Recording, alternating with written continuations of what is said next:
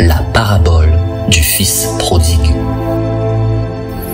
Découvrez la parabole du fils prodigue, qui est l'une des histoires les plus connues et aimées de l'Évangile. Savez-vous que le fils prodigue veut dire un fils qui fait des dépenses excessives, qui dilapide son bien, et non un fils qui revient à la maison? Nous allons explorer cette parabole fascinante racontée par Jésus-Christ, qui nous enseigne l'amour inconditionnel et la miséricorde de Dieu. Cette histoire est non seulement instructive et captivante, mais aussi pleine de sagesse et de profondeur. Alors préparez-vous à plonger dans la parabole du fils prodigue. Jésus dit encore, un homme avait 2 fils. Le plus jeune dit à son père, mon père, donne-moi la part de l'héritage qui doit me revenir. Le père leur partagea alors ses biens. Peu de jours après, le plus jeune ramassa tout et partit pour un pays éloigné, où il gaspilla sa fortune en vivant dans la débauche. Alors qu'il avait tout dépensé, une importante famine survint dans ce pays et il commença à se trouver dans le besoin. Il alla se mettre au service d'un des habitants du pays, qu'il envoya dans ses champs garder les porcs. Il aurait bien voulu se nourrir des caroubes que mangeaient les porcs, mais personne ne lui en donnait. Il se mit à réfléchir et se dit, combien d'ouvriers chez mon père ont du pain en abondance, et moi ici, je meurs de faim. Je vais retourner vers mon père et je lui dirai, Père, j'ai péché contre le ciel et contre toi. Je ne suis plus digne d'être appelé ton fils. Traite-moi comme l'un de tes ouvriers. Il se leva et s'en alla vers son père.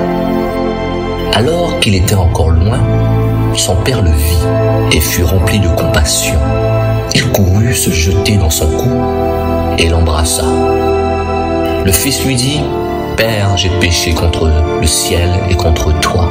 Je ne suis plus digne d'être appelé ton fils. Mais le père dit à ses serviteurs, apportez vite le plus beau vêtement et mettez-le lui. Passez-lui un anneau au doigt et mettez-lui des sandales aux pieds. Amenez le veau qu'on a engraissé et tuez-le. Mangeons et réjouissons-nous. Car mon fils que voici était mort et il est revenu à la vie. Il était perdu et il est retrouvé. Et ils commencèrent à faire la fête. Or, le fils aîné était dans les champs. Lorsqu'il revint et approcha de la maison, il entendit la musique et les danses. Il appela un des serviteurs et lui demanda ce qui se passait. Le serviteur lui dit, ton frère est de retour et ton père a tué le veau engraissé parce qu'il l'a retrouvé en bonne santé. Le fils aîné se mit en colère et il ne voulait pas entrer. Son père sortit, le suppliait d'entrer. Mais il répondit à son père, voilà tant d'années que je suis à ton service, sans jamais désobéir à tes ordres.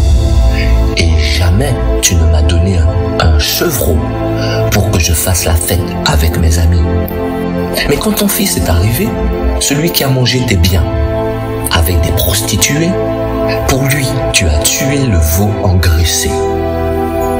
Mon enfant, lui dit le père, tu es toujours avec moi et tout ce que j'ai est à toi.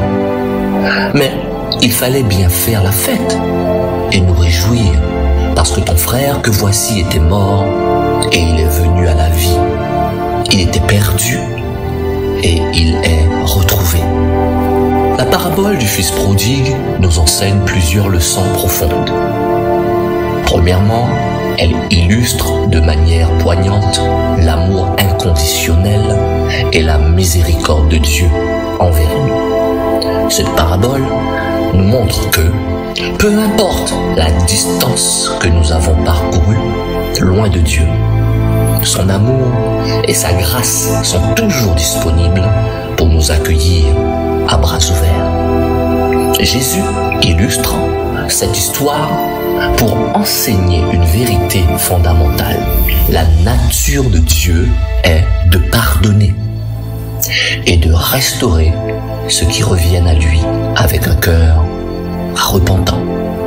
Le fils cadet a reconnu ses erreurs et a choisi de retourner vers son père, un acte qui symbolise la démarche de repentance que chaque personne est invitée à entreprendre.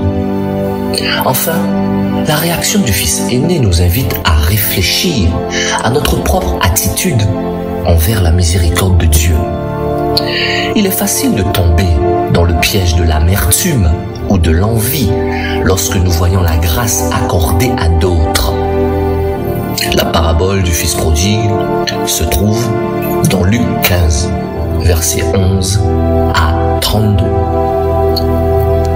Écoutez la Bible audio, où que vous soyez, laissez-vous inspirer par la parole de Dieu. Aimez cette vidéo, partagez-la avec votre famille et vos amis.